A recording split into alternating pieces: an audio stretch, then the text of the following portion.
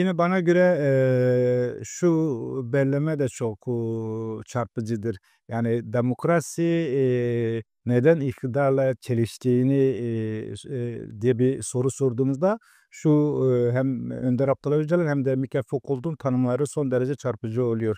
Örneğin Önder Abdullah Öcalan'a göre devlet iktidarı, demokrasiyi çarpıttığını, bize söylüyor. Aynı zamanda Sovyetlerden de örnek veriyor. Yani Sovyet deneyimi bunun, bir kanıtıdır, hatırlatmasını yapıyor.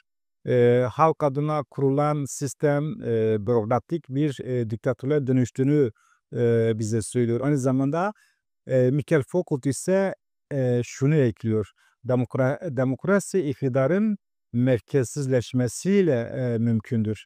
Yani merkezi olmayan, tek bir merkezde, karar merci olmayan, bir sistemle ancak demokrasinin mümkün olduğunu bize söylüyor. Çünkü, iktidar hiyerarşik yapıların tekelindeyse halkın öz iradesi, olamaz. Bu öz iradesinden, bahsedilemez. Hâliyle bu öz irade boğulur, kalmaz, ifadelerine, tanımına yer verdiğini, görebiliyoruz. İşte tam da burada öz yönetim devreye girdiğini, ve özellikle Önder Abdullah Öcalan'ın savunduğu komünal sistem, Mikhail Foucault'un direniş odakları fikriyle örtüştüğünü,